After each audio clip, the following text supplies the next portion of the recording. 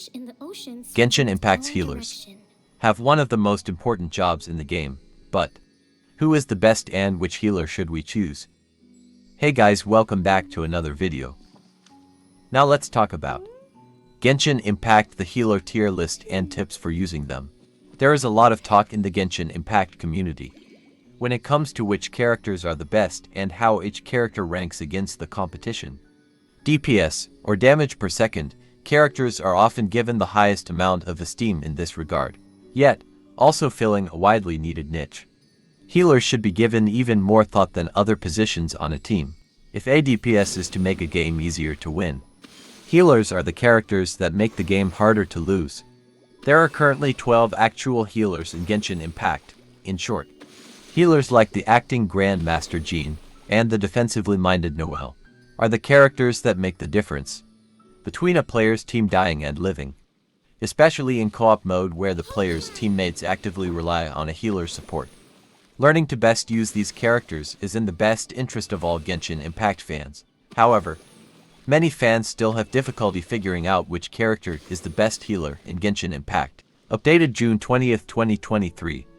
Genshin Impact's latest patches have introduced a formidable array of enemies that deal significantly higher damage to the team and possess increased overall HP scaling. As a result, players find themselves relying more heavily on well-built defensive support characters, particularly healers, when facing challenging endgame content like the Spiral Abyss. Fortunately, the game has introduced new healer characters, most notably Beiju in the recent 3.6 patch. Additionally, players have previously been introduced to more unconventional healers like Mika, who can prove invaluable in certain team compositions. With this diverse range of healer characters, players have the opportunity to choose the ones that best suit their playstyle and cater to the specific demands of the content. Now for the tier list. Number 14, Guru, C tier. While Guru's healing ability is a beneficial bonus, with the constellation unlocked, his real strength lies in his ability to buff the team and deal geo damage to enemies. He works best when he is used to starting off a combo with other characters, or when his elemental burst can be unleashed. However, due to his healing ability being locked behind a late constellation, and the fact that it requires at least 2 Geo characters in the party for it to work effectively, he is not as versatile of a healer, and thus doesn't rank as highly as the best healers in Genshin Impact. Aside from his healing capabilities, Guru is a niche character who can best demonstrate his true potential in teams that focus on geo damage and have defense scaling to further benefit from his abilities. Number 13, Mika, C tier. Mika has the ability to enhance the attack speed of party members. As for his healing capabilities, not only does his elemental burst heal the entire party upon activation, but it also grants the party the Eagle Plume state. During this state, the active character can further enhance their healing potential by generating a small amount of HP with each hit on an enemy. This mechanic is quite similar to Chi-Chi's elemental burst, although instead of applying a mark on a specific enemy target for healing, Eagle Plume is applied to all team members, removing the requirement to attack a specific marked enemy. Fortunately, Mika's healing utility is further enhanced by his first constellation, which reduces the cooldown between healing intervals for the characters, while Mika's healing capabilities make him suitable for any team composition. It is recommended to use him in a team that emphasizes physical DPS and the superconduct reaction. This is because Mika provides a physical DPS buff, and his 6th constellation increases physical crit DMG. However, it should be noted that currently physical DPS characters are not in high demand for endgame Spiral Abyss due to the enemy compositions. Number 12, Dori, B tier. One advantage of Dori is her continuous healing and recovery of energy.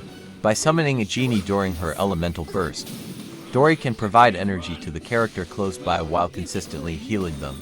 The amount of healing is determined by the character's HP, and the amount of energy is determined by the talent level of their elemental burst. Her burst also allows a line to be created between the genie and the character, damaging any enemies it touches with electro damage. As this line is quite narrow, however, it is not great for teams who need consistent electro application or positioning. Dori can work best in a team that requires energy recharge, and does not suffer from low electro application. Number 11, Sayu, B tier. As far as being compared to other healers, Sayu fits herself just above Barbara in terms of base stats, however, in more detail. It is a difference of healing per second versus activation healing. Compared to Barbara, Sayu has better per hit healing with her burst than Barbara has with her elemental skill. On the other hand, Barbara does just beat Sayu in terms of immediate healing with her elemental burst. This effectively puts the two on near equal footing. As far as healing potential is concerned, any element that can be swirled essentially works well with Sayu. Due to that, the team should depend on the element of the main DPS. Number 10, Noelle, B tier. In the end, Noelle may be one of the most versatile characters if built right in Genshin Impact. Her constellations are easily accessible. She can be a good Geo main DPS option or defensive support among her healing abilities. Her healing is quite comparable to some of the 5-star characters. However, when it comes to her utility in the party, her versatility can also be a disadvantage, as there are characters who provide better benefits and take less time on the field. Generally speaking, unless it is a mono-geo element composition, where one specializes in one area who has the potential and the other specializes in the opposite. In order to still the best character in elemental reaction capabilities in the cast so far, and this is her main asset as a character. Both her elemental burst and skill provide passive healing, meaning that it is easy to activate her skill and switch to a different character. Her biggest downside is found in the fact that her skill cooldown is slow compared to other healers. When investing in Kiki, players will find that utilizing attack and energy recharge boosts in artifacts will counteract her long cooldowns with more bursts. Furthermore, compared to other healers, she doesn't bring any additional utility in the form of consistent elemental application, buffs, or being a battery. Additionally, her constellations don't add much value to her playstyle, making her not as desirable as she was previously. A good portion of Chi-Chi's healing comes after hitting a specifically marked opponent. As such, players will want teammates that can easily target individual opponents at a quick pace. Number 8, Jean, B tier. When using Jean, investing in attack stats and energy recharge boosts will make for a very good strategy. This will not only increase the strength of normal attacks and their healing properties, but will make for more frequent healing from her elemental burst. In addition, it is a general rule that pairing Jean with a Cryo, Pyro, Hydro, or Electro user will yield the best results, as her burst causes swirl reactions. Nevertheless, Jean is a great healer due to her AO burst, which can also self-cleanse, and her crowd controlling skill. She can work quite well in a taser composition, especially if she is equipped with a 4-piece Viridescent Venerer artifact set. Number 7, Barbara, A tier. Barbara is quite mediocre in her healing properties compared to other characters, as her only benefit to the party is essentially healing with some hydro application. On this note, she can be compared to Kokomi, and still be a good option for those that do not have her. Barbara's healing also improves by investing in max HP artifacts, and increasing elemental mastery helps to make Barbara double as a hydro enabler, applying wet status with her attacks. Unlike the other healers in Genshin Impact, Barbara doesn't tend to see a lot of field time. Because of that, her popularity has increased, in particular for Bloom teams that require significant healing consistently. Number 6, Diona, A tier. Although Diona's healing capabilities may not be as powerful as some of the other great healers in Genshin Impact, her additional benefits to the party should be taken into consideration when choosing a healer. Diona's healing ability is limited to her elemental burst, and requiring players to switch characters if they wish to heal a specific character.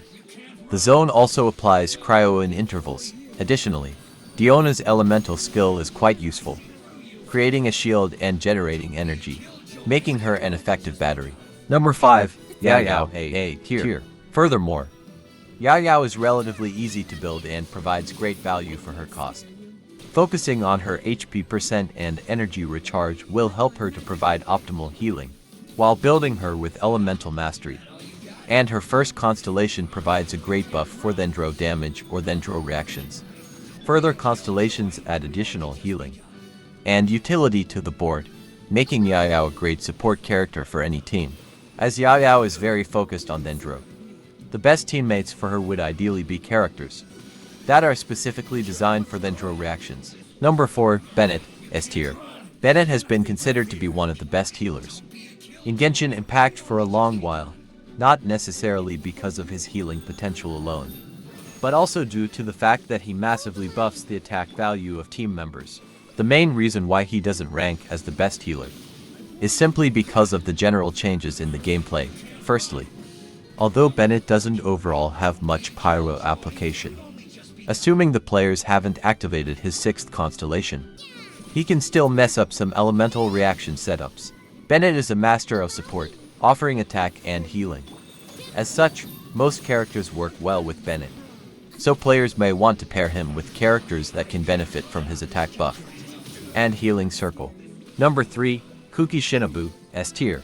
Despite some drawbacks to using Kuki Shinobu as a healer, such as her elemental skill causing her health to be depleted, she is still a great choice for players looking for an electro healer. That said, it is important to be mindful of her health, as Kuki Shinobu does not provide party-wide healing, and extra time must be taken to ensure she is healing herself periodically. All in all, Kuki Shinobu is a great choice for a healer, and her drawbacks are minor. Kuki Shinobu can work well with most teams, however, for the most efficiency, players will want to have her on a close quarters team centered around Dendro elemental reactions. Number 2. Kokomi, S tier. Default for starters. Kokomi has amazing scaling when it comes to healing. It won't take players a long time to heal a lot of health, even more so. Both of her elemental skill has passive healing abilities, rather than needing to hit opponents herself to heal teammates.